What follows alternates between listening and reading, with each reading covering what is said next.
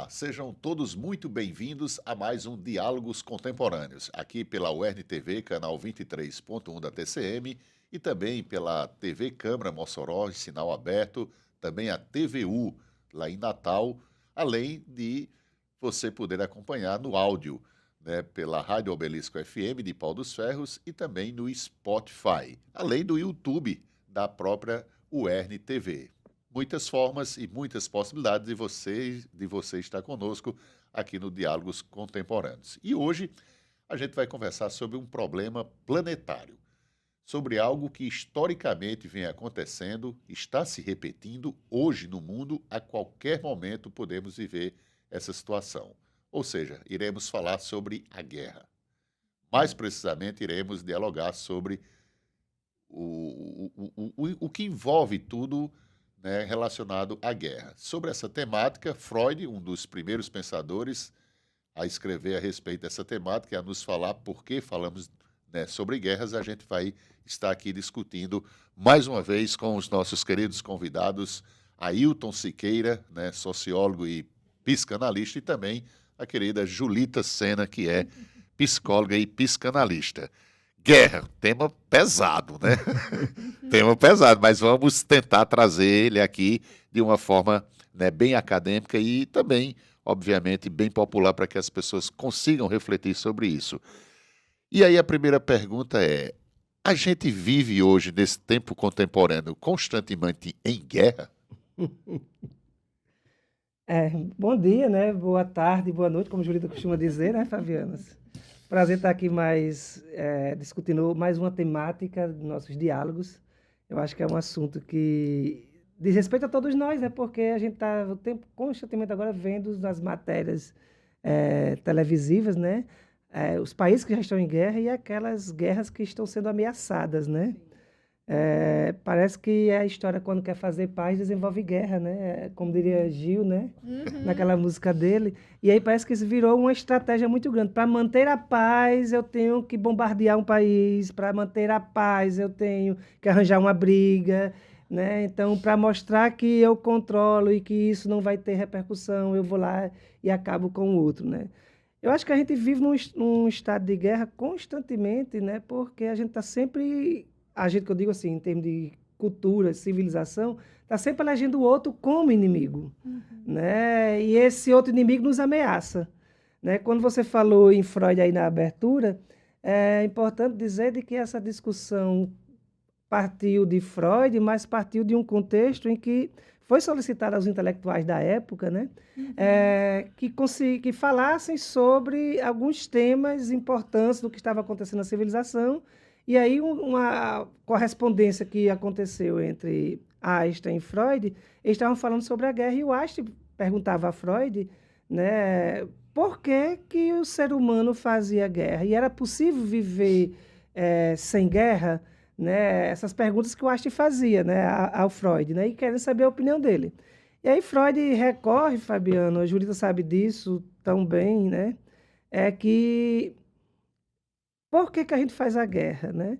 A guerra que acontece nas relações sociais, nas culturas, entre as civilizações, ela diz respeito àquilo que acontece na constituição do sujeito.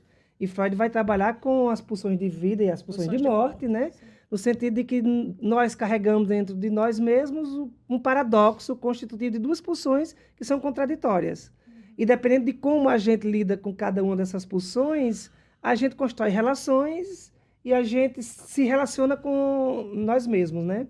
A pulsão de morte, né, é essa pulsão da destruição, né? Alguma coisa em mim provoca e me impele a destruir o outro como uma questão de sobrevivência, né? Então, essa pulsão de morte que eu carrego, de destruição, ela é direcionada ao outro, ao mundo externo.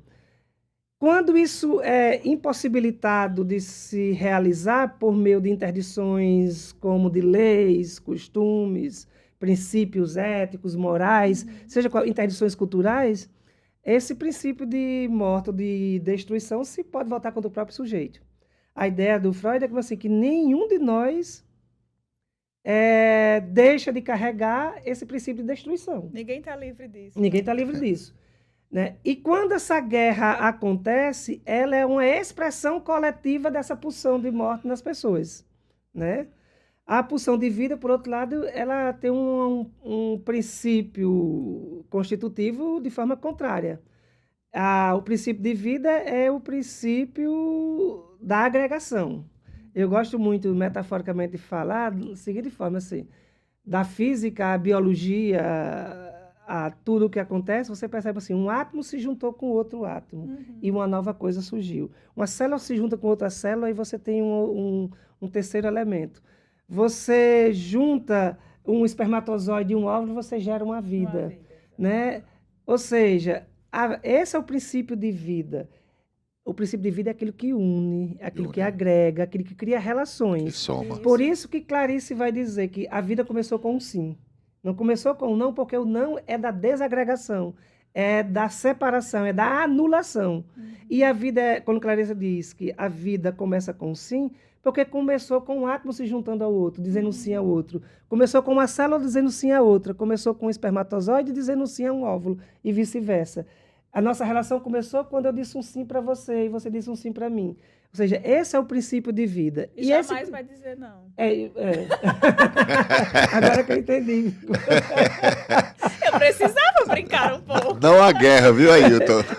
Não, assim, foi um sim que acho que agregou, viu, Julita? Então, assim, você está entendendo, assim, metaforicamente que eu estou querendo construir essa imagem, Fabiano, para dizer que esse lado nosso tem um lado nosso sempre procurando relações, procurando agregação, procurando amizade, ou alguém que você dê a mão. Né?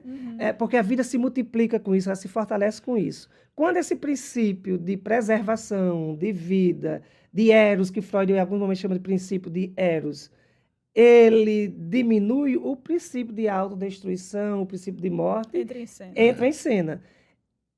Por isso que onde há guerra não há amor, onde há guerra não há relação, não há parceria, não há solidariedade. Vidas, né? Por quê? Porque ele atua contrário ao princípio da vida. Então a guerra tira a vida.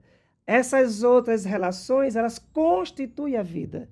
Né? Então todos nós somos levados por essas duas pulsões. Como é que elas estão atuando na gente? E como é que elas vão atuar no social? Varia muito de contexto para contexto ou da forma como você lida com isso em si próprio. De uma forma mais sintética, né? A pulsão de morte ou a pulsão de destruição, quando ela existindo no sujeito, quando ela não se volta contra mim mesmo, ela se volta contra os outros. Né? E o princípio de vida do mesmo jeito. Julita, e pegando esse gancho aí de Ailton, inicial, introdutório, o ser humano, ele naturalmente, você entende que ele é amável ou ele tende a ser violento? A grande questão que Freud colocava, né? Ela, como é freudiana, a pergunta tinha que ser para ela. Eu achei ótimo, Fabiano, depois com ela isso. Eu penso, Fabiano, que Ailton ele já respondeu um pouco dessa pergunta, né? Porque quando ele resgata aí o que Freud trazia, que todos nós temos aí, né, esse viés destruidor, esse viés agressivo, como ele falava, né, e que por algum motivo isso vem à tona, nós todos, né, estamos aí tendenciosos a isso. A violência. Isso, o Donald Winnicott, ele coloca, inclusive, quando ele vai falar sobre a questão da delinquência. Né, ele vai dizer, em outras palavras, não se enganem, todos nós temos uma tendência ao que a gente chama de delinquência. Né? E aí eu faço um elo com o que o Freud trouxe aí sobre guerra, sobre agressividade, sobre violência. Né? Ailton falava sobre essa questão de agregar, de unir, de juntar, né? E a perspectiva da guerra é justamente o contrário, né? É destruir, é cessar. E a gente vai vendo que é literalmente isso, porque quando a gente olha no sentido literal do que é uma guerra, não se poupa vidas, não se tem um filtro para dizer que isso aqui a gente preserva e isso aqui a gente destrói, né? Por exemplo, um país invade o outro e simplesmente bombardeia e morre quem estiver lá. Né? Então, é algo para a gente pensar um pouco por essa perspectiva. Quando a gente fala sobre guerra, a gente fala muito por esse viés. E por mais que a gente, amavelmente, com toda a nossa amabilidade, sendo bem redundante, né, a gente fala sobre paz, né, a gente peça sobre paz, mas o que nós fazemos, eu vou colocar nós no sentido de humanidade, né, é produzir guerras, é inclusive apoiar, mesmo que seja através de algum discurso, aquilo que produz guerra, aquilo que menospreza, aquilo que subestima, aquilo que deprecia o outro. Então, a gente talvez acabe lidando até mesmo no nosso dia a dia com esse tom, digamos, mais agressivo e mais violento, como você colocou. A gente pode olhar no sentido macro da coisa, olhando por essa perspectiva da guerra, mas a gente pode olhar para as minúcias também da nossa vida, das nossas relações, né? Quando eu deprecio o outro, quando eu subestimo o outro, quando eu julgo o outro, o que é que eu estou fazendo também dessa pulsão de morte que está aqui dentro de mim? Ailton, a gente falou aqui num dos episódios sobre utopia, foi um dos temas, né? E aí eu pergunto, viver nessa sociedade hoje, contemporânea, humana, sem guerra e sem violência, é uma utopia ou ela é uma coisa possível? É uma boa pergunta que você faz, Fabiana. Eu não sei se tenho resposta, mas eu vou dizer o seguinte, né? Difícil. Porque assim, eu acho que a guerra se instaura como uma falta de utopia. Porque quando as sociedades têm utopias de futuro, e as utopias são sempre aquilo que está lá na frente, que nos faz caminhar, né? Que nos faz desejar também, entendendo, né? Então, a utopia ela já é um investimento, digamos, libidinal, né, dessa pulsão de vida. Se eu estou planejando daqui a 10 anos, a 50 anos, eu estou apostando no princípio de vida. Né? Porque se eu tiver movido por uma pulsão de morte, de destruição, de concorrência de inimigo, né, eu não acho que vou viver 10 anos. Não acho que vai ter uma sociedade daqui a 50 anos. Então, assim, eu acho que onde tem muitos sonhos, onde tem muitas utopias, onde tem muitos projetos, eu acredito, e aí é uma questão minha, né? Eu acredito que é a pulsão de vida. Porque há uma certa perspectiva de construção, uma perspectiva de continuidade, de preservação. Então, eu acho que o contexto de guerra, que é o contexto da concorrência, da violência, do abuso, da autoridade, né? Da invasão, da destruição, eu acho que ela anula isso. Né? Anula a possibilidade de você pensar na preservação, na continuidade. Né? E aí eu vou até fazer um gancho um pouco com o que a Ailton está trazendo e com o que você me perguntou anteriormente, né? Sobre somos amáveis, somos violentos, a Ailton brincou e trouxe o Freud, mas eu também fico pensando, sabe, Ailton e Fabiano, tem um viés narcísico importante que faz a gente galgar o controle sobre o outro, que é o que vai também estabelecendo as relações de poder. Né? E o quanto que essas relações de poder, elas suscitam e geram as guerras, sejam elas de qual ordem for. Né? Então, se a gente for aí destrinchando, claro, a gente não vai ter tempo suficiente para isso, mas tem muitas coisas aí sobre o que é nosso individualmente falando, mas o que é nosso também coletivamente falando, que tem uma relação com o quão nós amáveis ou violentos nós somos. Né?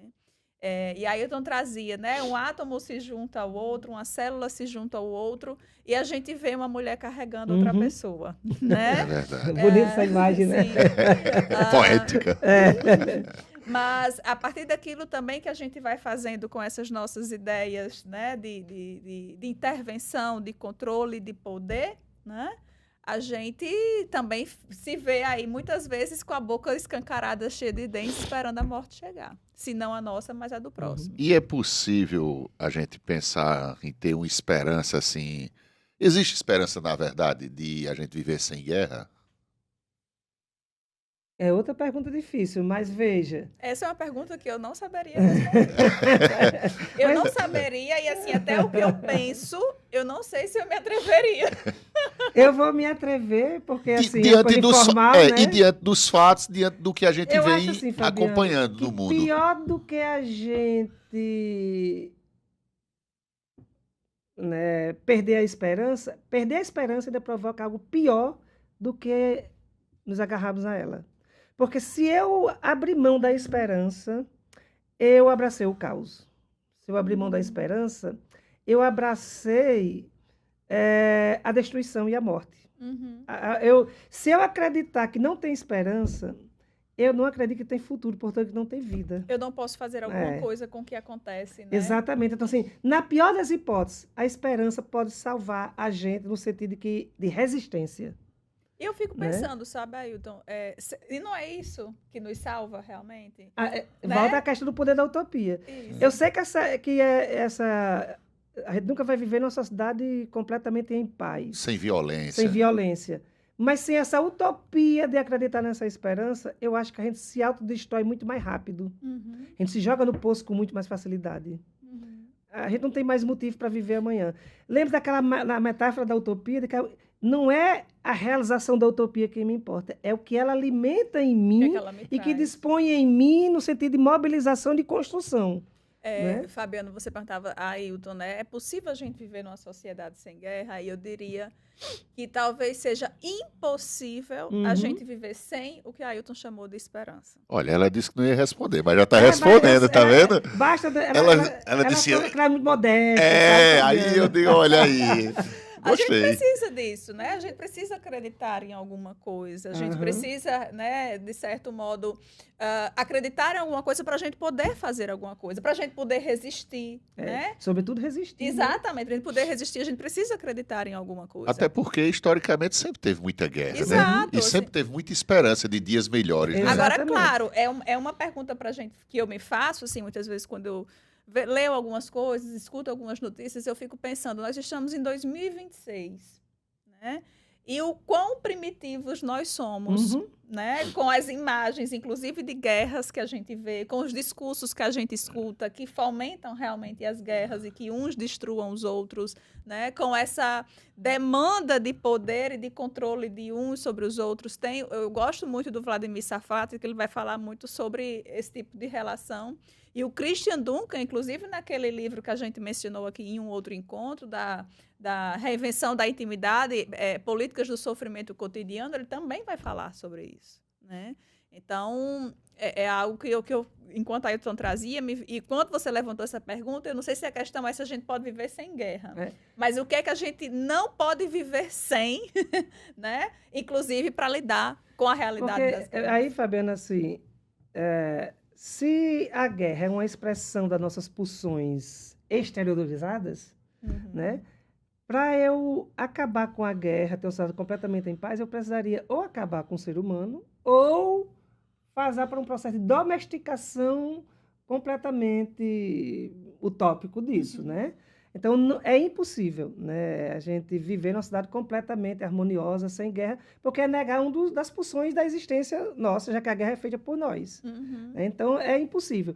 Agora, o que é possível é a gente termos constantemente uma escuta e uma vigília sobre as nossas próprias pulsões para saber o que fazemos com ela, né? Porque a pulsão de morte e destruição vai vir. O que você vai fazer com isso é que é decisivo. Por quê? Porque dependendo do que eu faço com ela, eu posso brigar com meus colegas ou brigar com outro país. E nesse aspecto, toda a guerra ela é fruto de uma certa insegurança, né? Veja o que está acontecendo com os países que entram em guerra. Eu estou me sentindo ameaçado ou quero demonstrar meu poder. E quando eu quero demonstrar meu poder, no fundo, porque eu não estou acreditando que ele pode tanto, né? Então, a guerra tem muito a ver também com muitas inseguranças psicológicas, emocionais do sujeito, né? Então, veja que quando eu entro em guerra, né, eu estou mobilizando isso que é próprio meu. Então, se eu não dirigir para o outro, dirijo para mim mesmo. Se eu dirigir para mim mesmo, eu vou ter medidas de sabotagem, de autodestruição, doenças psicossomáticas também, né? Eu vou ter uma série de problemas psicológicos, né? Digamos assim. E o incrível de algumas guerras que a gente tem presenciado é que elas, às vezes, nem representam um coletivo, ou seja, uma sociedade que está querendo... de uma pessoa. De uma pessoa que pode estar com diversos problemas psicossociais, né, de fragilidade, de falta de utopia, e que ele tem ali, obviamente, o poder na mão. Né? A gente tem um exemplo contemporâneo muito claro. As pessoas dizem que a maior potência mundial está nos Estados Unidos da América, né?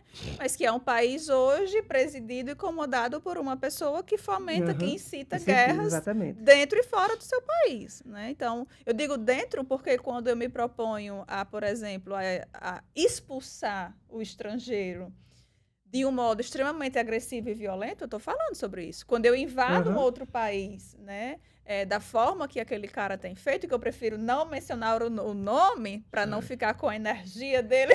Ou está legitimando um nome que deveria ser esquecido. Exatamente.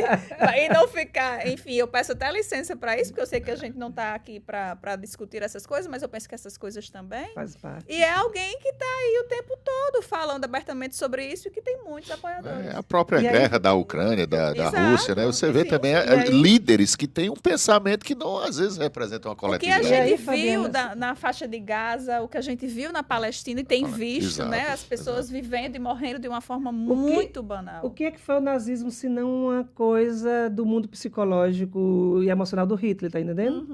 O que foi o sistema ditatorial, se não foi... Ele expressa muito mais sobre o líder do que sobre a civilização em que ele representa. E aí, Fabiano, me lembra também um provérbio, que eu gosto muito de provérbios, né? E não são provérbios religiosos, né? Mas nada contra também, né? Até alguns deles são muito interessantes e eu até uso, né? Mas tem um provérbio que diz o seguinte: para aquele que está em paz, ele vê uma festa em cada aldeia, né? Significa dizer o quê? Que quando eu não estou em paz com os meus princípios, pulsões de morte, quando eu estou em conflitos, né? Porque muitas pessoas também têm conflitos internos, e esse conflito interno é sempre uma briga entre a razão e a emoção, sempre um passado e o presente e tal. Então, quando eu não estou em conflito comigo mesmo, quando as minhas pulsões de destruição, de autodestruição, estão equilibradas, eu não me sinto ameaçado pelo outro. Né? Então, eu não tenho para que brigar, transformar em concorrente e inimigo. Então, eu não tenho para que matá-lo. Né? Quando eu estou em paz e não tenho esse conflito entre o que eu penso, o que eu sinto, o que eu desejo e o que eu quero, entre culpa e perdão, quando eu não estou em conflito comigo mesmo, eu olho para todo canto e acho que em cada aldeia, em cada casa, todo mundo está feliz. Então, veja de que volta àquele que a gente falou, de que a guerra, antes de tudo, é uma expressão do sujeito, de um certo sujeito, que é compartilhado coletivamente. Talvez, pegando um pouco do que Freud fala na psicologia das massas, talvez a guerra seja o maior delírio coletivo de uma população, por acreditar que a destruição do outro vai trazer paz para mim, vai me dar aquilo que me favorece ou aquilo que me envaidece. Né? E aí tem uma pergunta aqui que eu gostaria de fazer, que é uma frase muito conhecida em todo mundo, né? Faça amor e não faça guerra. Faz sentido? De que modo pode ser interpretada uma frase dessa nos tempos contemporâneos? Julita, começa com Julita. Começa com Julita. Essa frase, assim, eu fico pensando que a gente pode até relacionar com a pergunta anterior que você trouxe, né? Sobre o amável e o violento, né? E aí, o fazer amor e não fazer guerra. Eu penso no fazer amor no sentido amplo. Né? Não só no cunho sexual que às vezes as pessoas associam. Mas estabelecer as relações de amor, né? Inclusive, o Freud ele tem uma passagem que acho que tem muito a ver com o que você trazia, Ailton, a respeito das inseguranças de quem, né, suscita a guerra, que ele dizia, como ficar forte uma pessoa quando está segura de ser amada. Exatamente. Né? Então, assim, talvez realmente esse elemento do amor, não o amor fantasioso, o amor que a gente não acessa, o amor que não existe, mas o amor que dá realmente que forma o vínculo, o amor que suporta e que sustenta as relações, o amor que faz a vida acontecer, inclusive para que se tenha uma segurança suficiente e necessária, né? Para que eu não tenha necessidade de destruir, de degradar, de depreciar, né? O outro ou a vida do outro no sentido literal da palavra. E aí, Fabiana, no próprio texto lá do Freud, Por que a Guerra, que é até uma indicação de leitura, porque além de ser pequeno, que é uma carta que ele escreve ao Einstein, e Freud é muito explicativo nesse aspecto, isso, né? ele é bem pedagógico. E aí eu acho que ele dá lá uma resposta para isso, Fabiano, onde há amor à guerra, porque para ele são incompatíveis, pelos princípios que estão em jogo. Porque se a guerra ela desagrega, se a guerra eu transformo o outro em inimigo, o amor é o contrário disso. Para Freud, assim, como é que se combate a guerra? Pelo princípio do prazer ou pelo princípio da como é que chama? A pulsão de vida. Por quê? Porque a pulsão de vida agrega, ela integra, ela junta, ela liga, ela preserva, né? Ela reproduz. Então, para Freud, as amizades, todos os tipos de relações que a gente estabelece se agregam, elas estão trabalhando contrário ao princípio da guerra. Então, para Freud, e por isso que eu acho, Julita, que lá, eu sempre digo isso, eu acho que lá é um dos melhores textos que Freud vai mostrar uma concepção de amor que não é essa concepção mercadológica, que não é essa concepção consumista, desse amor romântico, que existe muito mais em palavras, em objetos de consumo, do que em sentimentos. Das relações propriamente Porque ditas. a noção de amor que Freud dá lá é assim, amor é tudo aquilo que agrega, é tudo aquilo que preserva, é tudo aquilo que mantém o laço, que gera laço. Porque a guerra você não tem, é cortar os laços. No amor, o amor é tudo aquilo que gera laço. Né? Então, veja, de que tudo aquilo que eu faço para ajudar o outro a existir e a viver são atos de amor, que não tem nada a ver com esse amor que a Julita falou aí, né? Citou, né?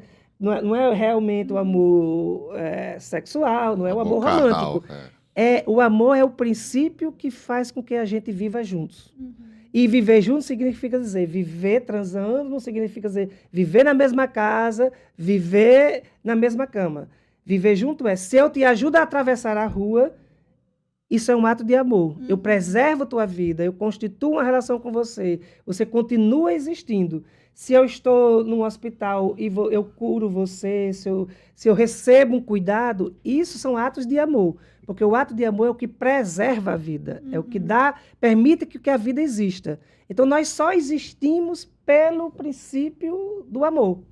Né? E aí é interessante percebermos que, nesse aspecto, se a gente não tiver constantemente uma autoanálise, Fabiana, e uma análise muito grande, nós podemos estar, muitas vezes, sendo tomado pelo princípio de morte, pela essa pulsão de morte, e não essa pulsão de vida. Por quê? Porque isso está atuando igualmente no ser humano, mas é uma escolha ajudar, é uma escolha cuidar, é uma escolha, uma postura sua a preservar as coisas e não ser levado pelos primeiros impulsos que vêm de autodefesa, de agressão.